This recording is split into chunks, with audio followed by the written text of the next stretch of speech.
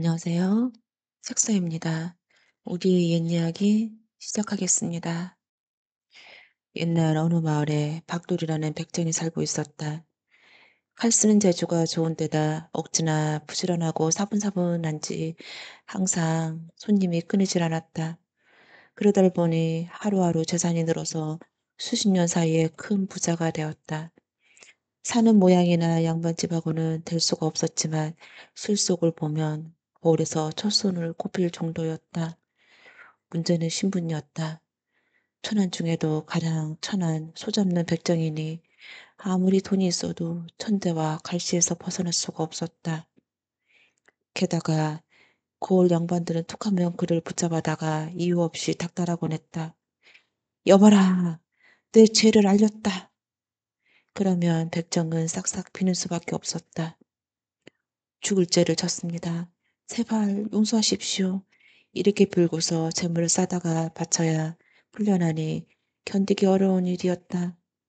어느 날부턴가 박돌은 단단히 결심을 했다. 평생 이렇게 억울하게 당하고 살 수는 없지. 나도 어떻게든 양반이 돼서 차별 없이 살아보겠어. 그때 박돌집 근처에 고을 이방이 살고 있어 가끔씩 찾아와 고기를 떠가곤 했다. 그는 씀씀이 가입해서 열량 벌면 20냥을 쓰니 밑빠진 독이었다. 돈이 모자라면 관가에 돈을 꺼내다가 될 것처럼 쓰곤 했다. 박돌은 이방이 찾아올 치면 버선발로 뛰어가서 반갑게 절하고 호하게 대접을 했다. 그리고 명절이나 좋은 날이면 쌀이나 비단 같은 귀한 물건들을 선물을 했다. 그렇게 호하게 대하자 언젠가부터는 이방도 박돌을 보면 허허 박첨지 오랜만이군 하면서 살갑게 대하긴 했다. 그때 마침 나라에서 감찰이 나와 고을 관가의 출납을 살피게 되었다. 살펴보니 고을 공금이 무려 3천냥이나 비었다. 그 원인을 캐고 본즉 누구나 이방이 무단에 갖다 쓴 것이었다. 감찰을 나온 감찰사가 불같이 화를 냈다. 나라 돈을 귀한 줄 모르고 멋대로 갖다 쓰다니. 사흘 안에 3천냥을 들이지 않으면 물고를 내리라. 이방의 집에 와서 전차선을 톡톡 털어 보았지만 3천냥은커녕 300냥도 되지 않았다. 꼼짝없이 죽은 목숨이었다. 이방은 머리를 싸매고 누워 하루를 보내고 또 하루를 보냈다. 그런데 그날 밤 누가 찾아왔다. 이방날이 계십니까? 잠깐 뵙고자 합니다. 홀 백정 박돌이었다. 어떻게 알았는지 소식을 듣고 찾아온 것이었다. 날이 있다가도 없고 없다가도 있는 게 돈인데 그것 때문에 사람 목숨이 오간다는 게 될 법한 일입니까? 사람 목숨은 하늘에 달린 것이니 기력을 차리십시오. 그러면서 그는 왼 보따리를 내밀었다. 제 정성이니 아무 말씀하시고 받으십시오.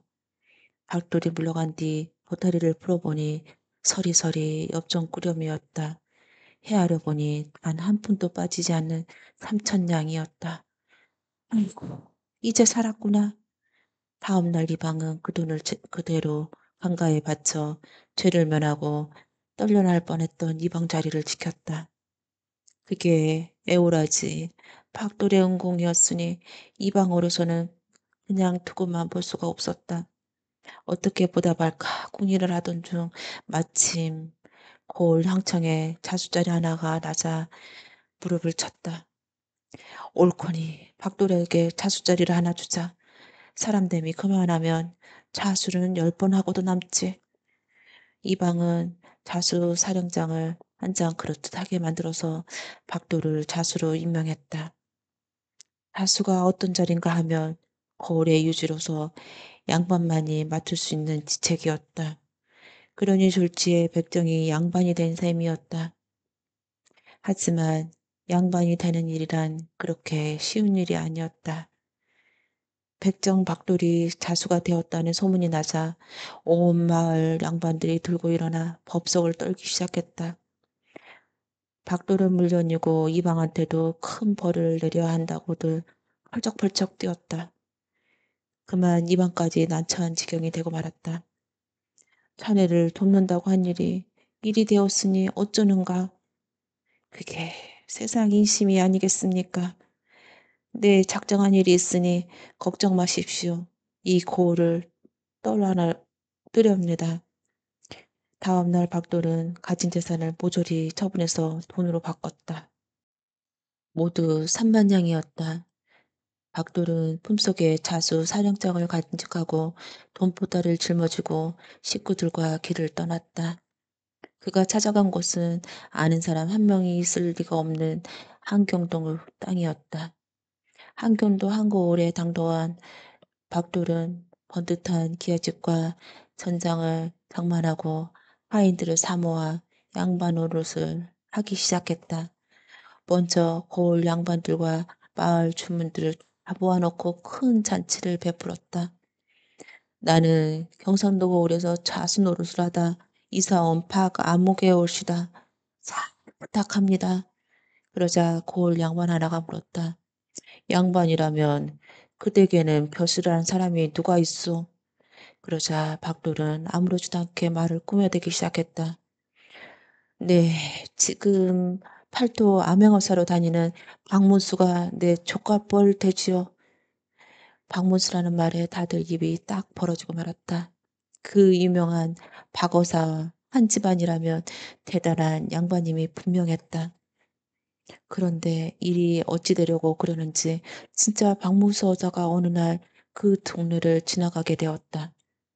주막에 앉아 술잔을 기울이고 있는데 사람들이 하는 얘기가 수상했다.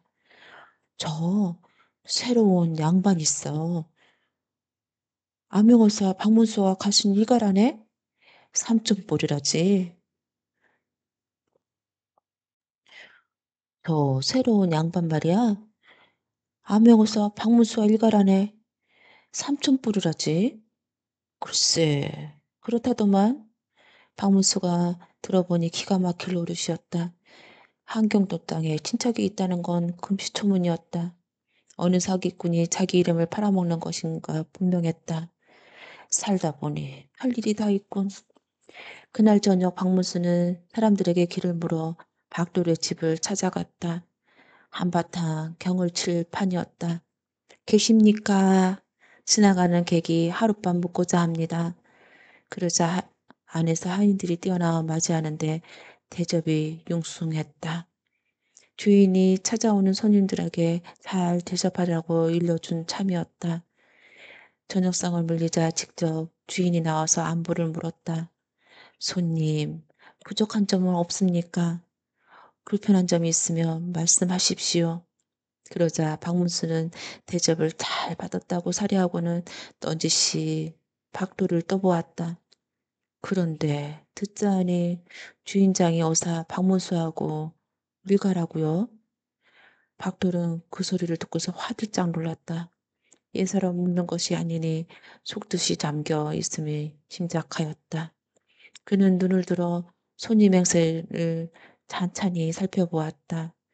이리 보고 저리 보아도 옛사 사람이 아니었다. 박돌은 바닥에 넙죽 엎드렸다. 죽을 죄를 졌습니다. 용서해 주십시오. 아니 갑자기 왜 이러시오? 소인이 이미 눈치를 챘습니다. 저희 죄를 용서해 주십시오. 그러자 박문수가 박돌을 달래며 말했다. 이럴 게 아니야. 어디 사연 좀 들어봅시다. 그러자 박돌은 경상도 땅에서 백정 일을 하던 일부터 그곳에 이사 올 때까지의 그간의 사연을 숨김없이 털어놓았다. 한참을 얘기를 듣던 박문수도 자기도 모르게 고개를 끄덕였다. 수인이 양반 노릇을 한 것은 세도를 부려보자는 심산에서가 아닙니다. 그저 사람답게 한번 살아보자는 것이요. 하늘이 낸 사람이란 누구나 귀한 법이 아니겠습니까? 그러나 대가님의 가문을 판 것은 입이 10개라도 변명할 길이 없으니 제값을 받겠습니다. 처분대로 하십시오. 박문수가 귀로 박돌의 말을 듣고 눈으로 행동거지를 보니 어지간한 인물이 아니었다. 천하지철한 백정 출신이라지만 웬만한 양만의 열몫을 하고도 남을 인품이었다. 박문수는 뭔가를 골똘히 생각하더니 입을 열었다.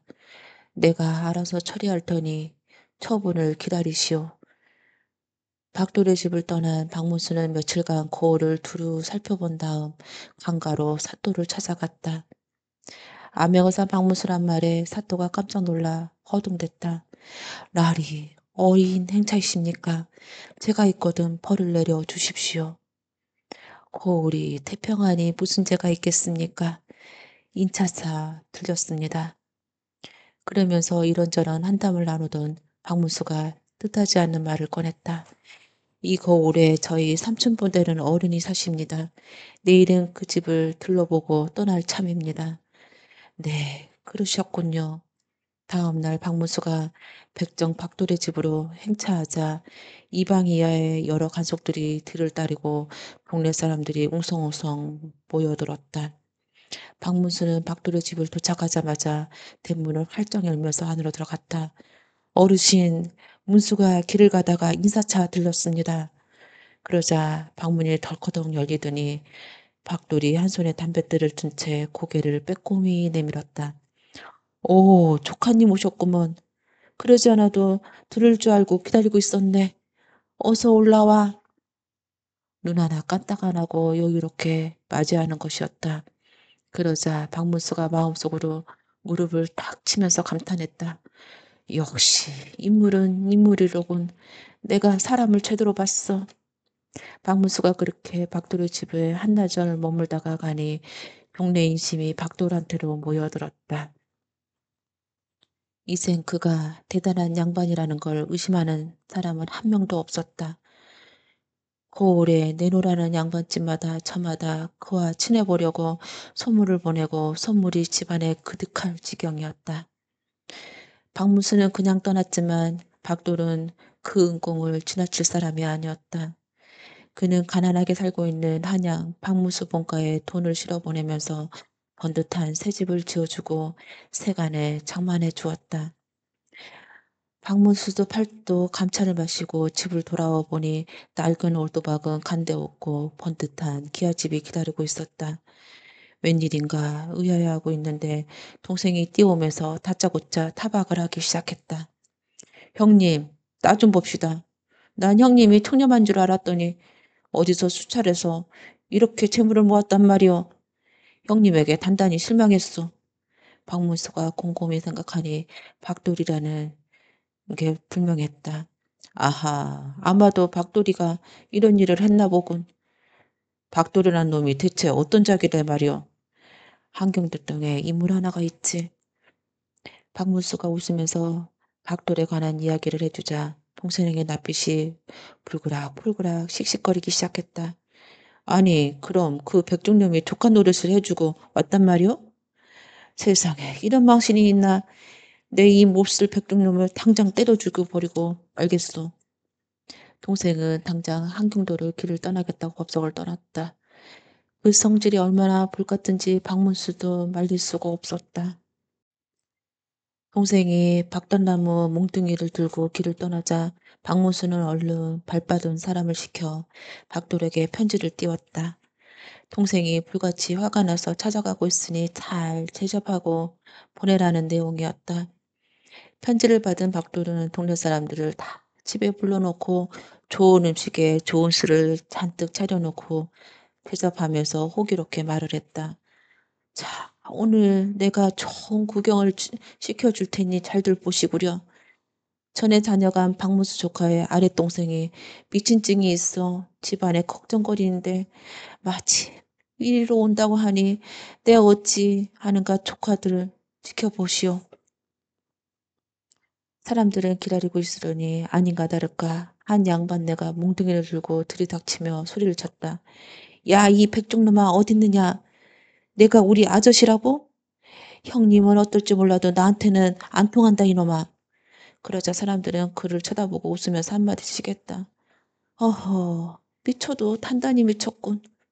글쎄 말이야, 아저씨더러 백정이라니.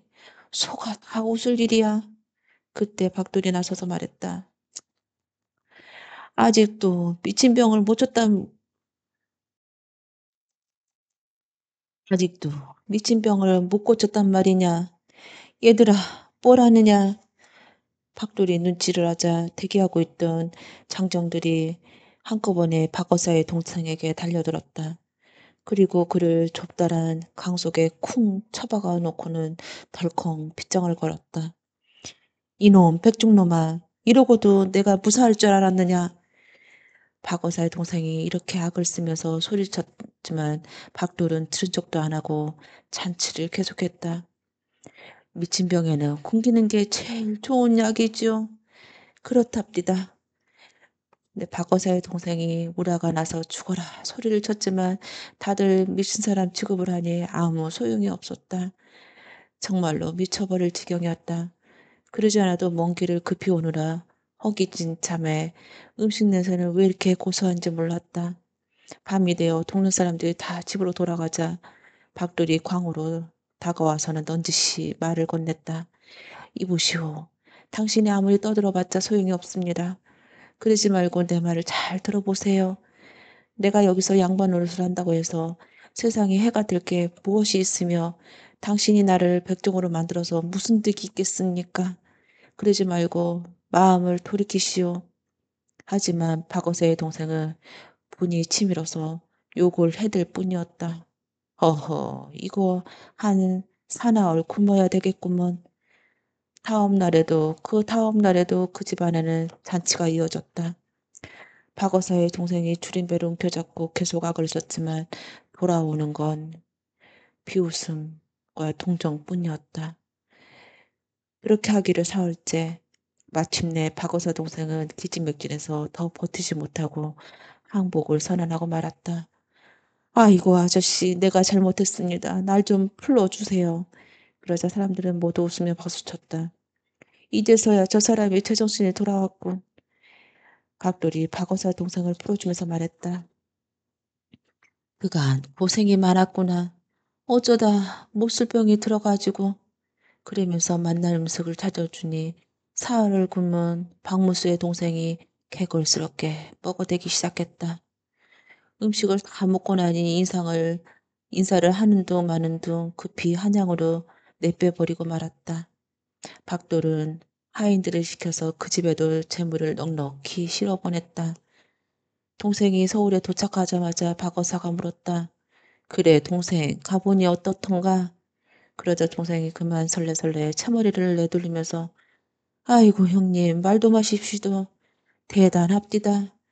양만 옷을 평생 해먹고도 남겠소 하는 것이었다. 마음을 단단히 다잡으며 한양을 향해 길을 떠났다.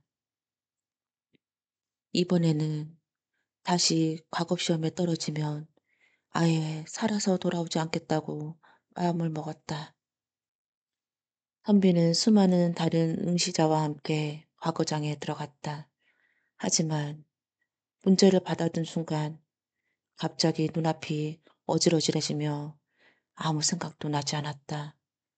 겨우 정신을 수습해서 답을 써내기는 했지만 평소에 가지고 있는 실력에 반도 발휘하지 못하고 말았다. 아니나 다를까 결과는 또 낙방이었다. 아, 나는 안 돼. 이제 무슨 날으로 안으를 벗고 선비는 날이 저물자 조용히 남산을 향해서 걸어가기 시작했다. 산기슭에 다다른 선비는 소나무에 끈을 매달아 놓고는 길게 탄식을 했다. 내가 여기서 이렇게 죽고 마는구나. 그때였다. 선비가 막 끈에다 목을 매달려고 하는 순간 갑자기 누가 달려와서 그를 확 잡았다. 그리고 그 뒤로 어떤 점잖은 양반이 다가왔다. 지금 이게 뭐 하시는 짓이오? 그냥 놔두십시오. 그러지 말고 왜 이러는지 사연이나 좀 말해보구려. 양반이 그렇게 묻자 선비는 눈물을 글썽이며 자신의 기막힌 사연을 털어놓았다. 그러니 내가 어찌 아내를 볼 수 있단 말입니까? 여기서 깨끗이 죽느니만 못합니다. 그러자 묵묵히 듣고 있던 양반이 이상한 말을 꺼내는 것이었다. 죽기는 아직 이릅니다. 내가 들으니 임금님이 특별히 알성시를 보인다고 합니다. 그걸 한번 보시구려. 그건 금시초문인데요. 날이 밝으면 알게 될 geb니다. 그런데 아마 그 시험의 답이 솔개연이라죠. 아마 아무튼 꼭 시험을 치러 보구려. 양반은 그렇게 말하고는 선비를 붙잡았던 종자를 데리고 사라져 버렸다. 그 양반이 누군가 하면 나라의 임금이었다. 그 임금은 백성들을 사는 모습을 직접 살피기를 좋아해서 임금의 복장 대신에 평상복을 입고서 궁궐을 나와 세상을 돌아다니길 잘했다. 그날도 시종 한 사람을 데리고 이리저리 돌아다니다가 성비의 행색이 수상하여 뒤따라왔던 터였다. 다음 날 날이 밝자 과연 뜻하지 않은 방이 나부꼈다. 대왕께서 이번 대가에 아깝게 납방한 인재들에게 다시 한번 기회를 주시기 위해 알성씨를 보이신다 하니 선비들은 많이 참석하시오. 소식을 들은 선비들은 하나둘 과거 시험장으로 모여들기 시작했다.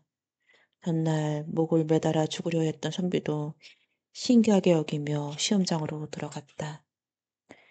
선비들이 순번대로 한 명씩 어전에 들어가 임금이 내리는 시험을 치렀다. 다들 기대를 품은 표정으로 들어갔으나 나올 때는 얼굴이 딱딱하게 굳어져서 나왔다. 도저히 답을 할 수 없는 문제라고 혀를 내둘렀다. 선비는 마음속으로 솔개연, 솔개연 외치며 순서를 기다렸다. 그리고 마침내 차례가 되어 안으로 들어갔다. 자, 이게 무슨 글자인지 맞춰보거라. 고개를 들어 임금을 본 선비는 그만 깜짝 놀라고 말았다. 어제 남산길석에서 만났던 양반이 거기에 앉아 있었기 때문이었다. 그 순간 그는 임금이 자기를 위해 시험을 베풀었다는 사실을 깨달았다. 임금이 내보인 종이에는 낯선 글자 하나가 씌어져 있었다. 한자 한 개를 내놓았는데 근래에 아무도 쓰지 않는 옛날식 글자체로 써놓은지라 아무도 알 턱이 없었다. 하지만 선비는 달랐다. 첫날 벌써 답을 들었으니 말이다. 선비는 회심의 미소를 지으며 솔개연이라고 말하려고 했다. 그런데 이게 웬일인가. 갑자기 머리가 꽉 막히면서 솔개라는 말이 떠오르지 않은 것이었다. 그게 연, 연, 그래. 무슨 열이란 말이냐. 그게 그게 임금이 불어 시간을 주었지만 한 번 막힌 머리가 열리지 않았다. 하늘을 뱅뱅 도는 새라는 생각이 났는데 솔개라는 말이 죽어도 생각이 나지 않았다. 자, 빨리 말해보거라. 그게 그게 뱅뱅. 그러다가 그냥 이렇게 대답하고 말았다. 뱅뱅이언입니다. 그러자 임금이 혀를 찔찔 차면서 말했다. 에이, 안 되겠다. 낙방. 선비는 보기 좋게 낙방을 하고서 머리를 쥐어뜯으며 밖으로 나왔다. 그런데 그 순간 갑자기 머리가 확 뚫리며 솔개라는 말이 딱 떠오르는 것이었다. 하지만 이미 늦은 뒤였다. 다른 사람이 불려 들어가고 있었다. 그 순간 선비가 무슨 생각을 했는지 불려 들어가는 사람을 붙들었다. 보시오. 들어가시거든 솔개언이라고 대답하시오. 그게 답입니다. 나는 갑자기 솔개라는 말이 생각이 안 나서 뱅뱅이언이라고 했지 뭐요. 당신이라고 합격하시구려.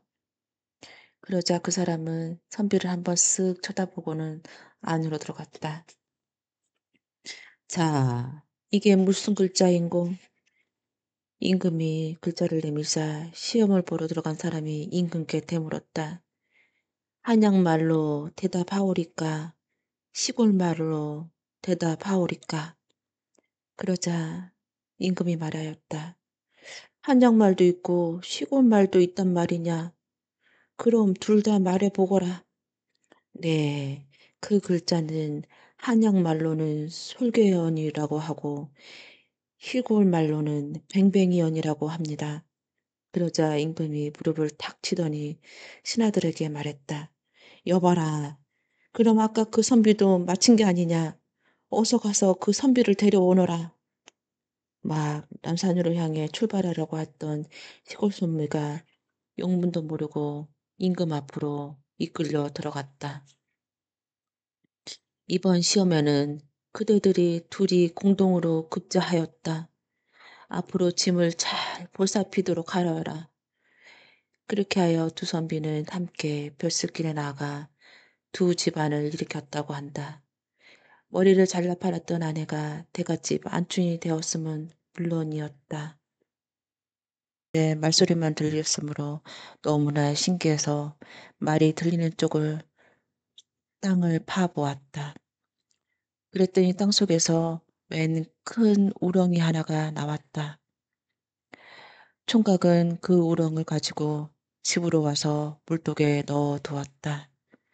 이튿날 아침 총각이 일어나 보니 이상하게도 김이 무럭무럭 난 흰 쌀밥이 맛있는 찬으로 밥상이 차려져 놓아 있었다.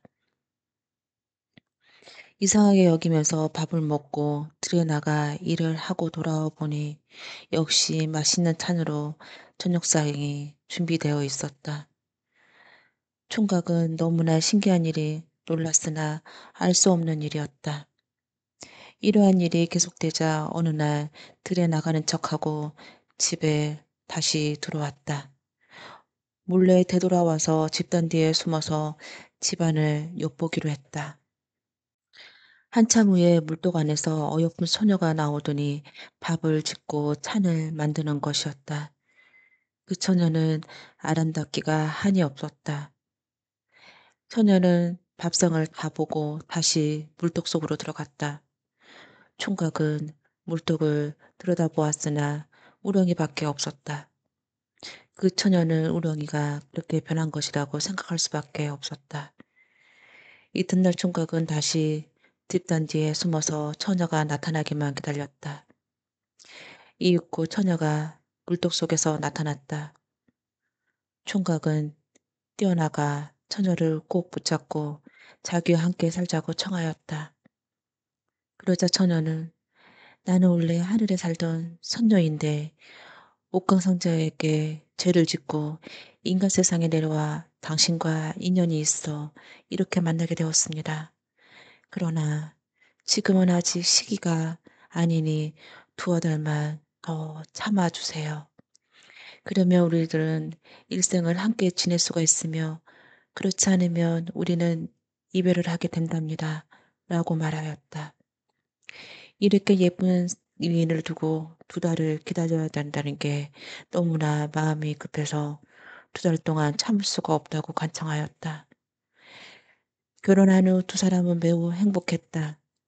어느 날 남편이 몸이 아파서 들일을 나가지 못하고 그 아내가 대신 들일을 나가게 되었다. 들에서 일하고 있을 때 마침 원님 행차가 있기에 우렁 여인은 숲속으로 몸을 숨겼다. 원님은 그 숲앞을 지나가게 되었다. 원님은 숲속에서 무언가 번쩍이는 것을 발견하고 하인을 실켜 살펴보게 하였다. 하인이 숲속을 살펴본즉 뜻밖에도 어여쁜 미인이 숨어 있어 광채를 내고 있었다. 하인의 보고를 받은 원님은 무슨 곡절이 있었기에 곧 여인을 데리고 오도록 명령하였다. 하인은 여인에게 원님의 명령을 전달하고 빨리 가기를 재촉하였으나 여인은 끝내 응하지 않고 비녀를 빼주며 몸만 용서해달라고 청하였다.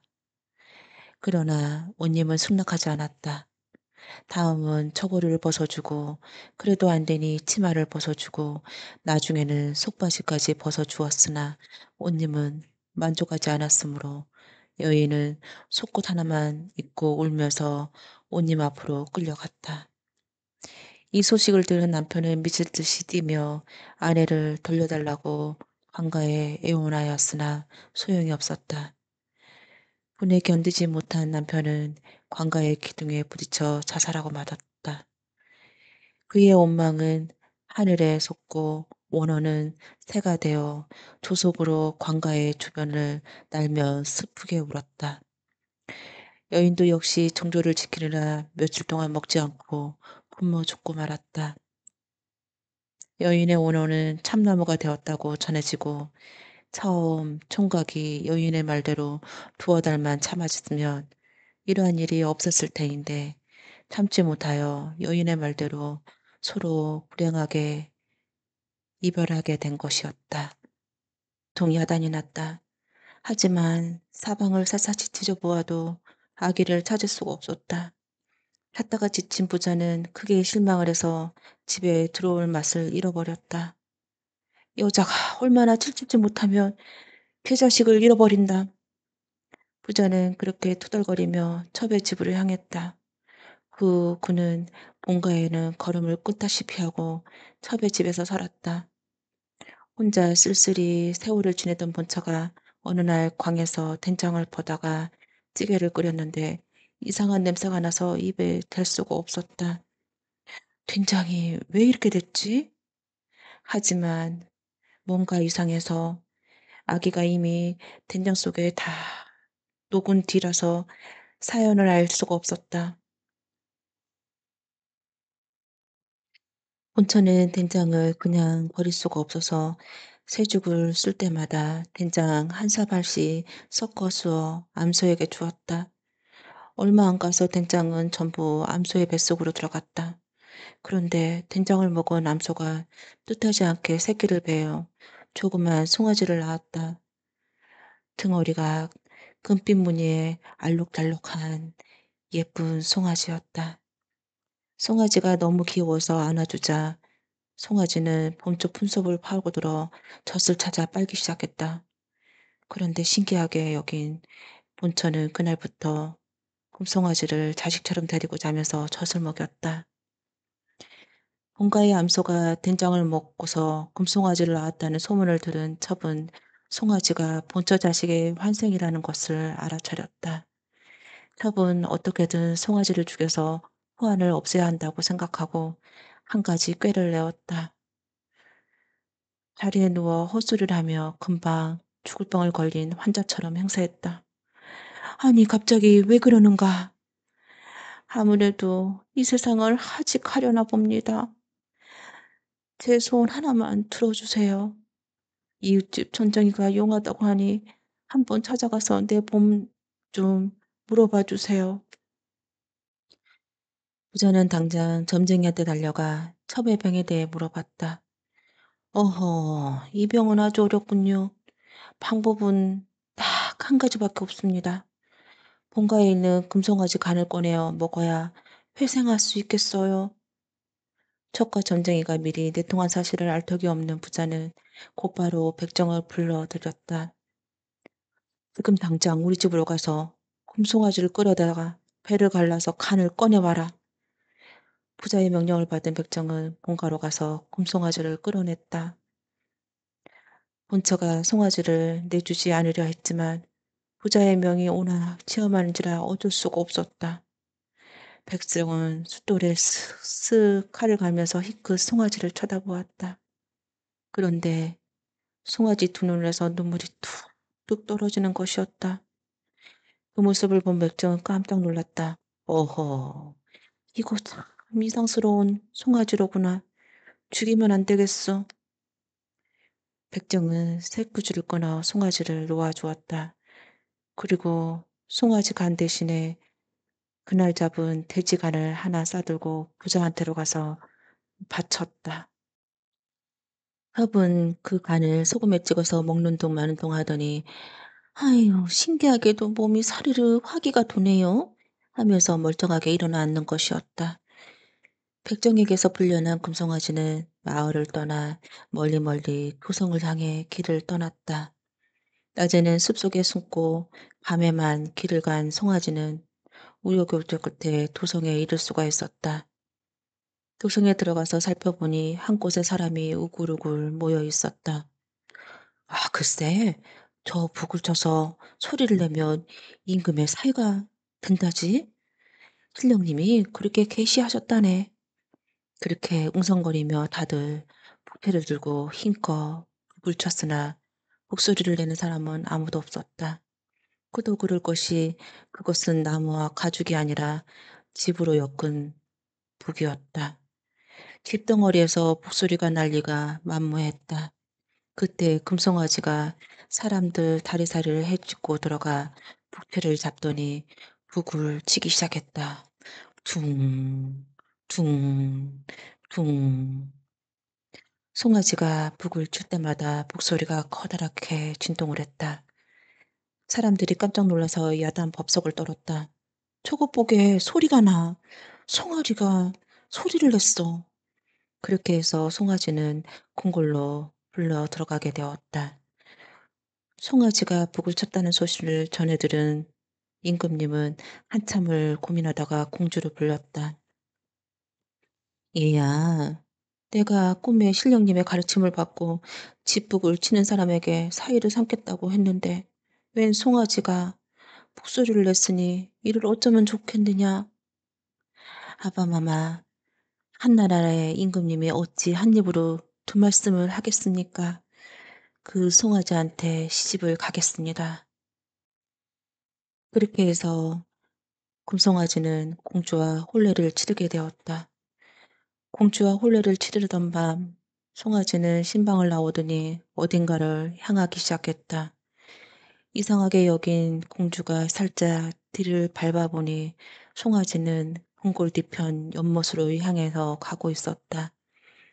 연못에 다다른 송아지는 물속에 붕덩 뛰어들었다. 저런, 죽으려고 저러는가? 공주가 놀라서 연못으로 달려갔다. 그때 물속에 들어갔던 송아지가 연못 밖으로 나오는 모습이 나타났다. 근데 그것은 송아지가 아니라 깎은 듯한 아름다운 한 명의 기공자였다. 공자는 깜짝 놀라서 눈을 동그랗게 뜨고 공주에게 다가가 손을 잡았다. 이게 나의 본 모습이랍니다. 사람이 된 송아지는 임금과 공주에게 그간의 사연을 이야기해 주었다. 이야기를 들은 임금은 크게 놀라며 사위를 본가로 내려보내주면서 부모를 찾아보게 하였다. 부마가 되어 고향으로 돌아온 아들은 어머니가 계신 본가로 향했다. 어머니, 저 왔습니다. 그 사이에 부쩍 늙어버린 어머니는 낯선 손님을 보고 의아한 표정을 지었다. 어머니라니 잘못 찾아오셨소. 나는 자식을 없답니다. 어머니 저예요. 금송아지로 태어났던 아들이 이렇게 돌아왔습니다. 그러자 어머니는 꿈인가 생신가 눈을 비비며 마당으로 뛰어내려와 꿈에도 그리던 아들 손을 잡고 눈물을 흘렸다. 부마는 첩의 집으로 가서 아버지를 뵙고 그간의 사연을 고하였다. 사연의 내박을 깨닫은 아버지는 자신의 잘못을 뉘우치고 첩을 벌주어 내쫓고 본가로 돌아왔다. 부마는 또 자신을 살려주었던 백정을 찾아가서 깊은 살해를 하고 천한 신부를 벗어나게 해 주었다. 그 금송아지 아들은 공주와 함께 부모를 모시고 아들, 딸 낳고 잘 살았다고 한다.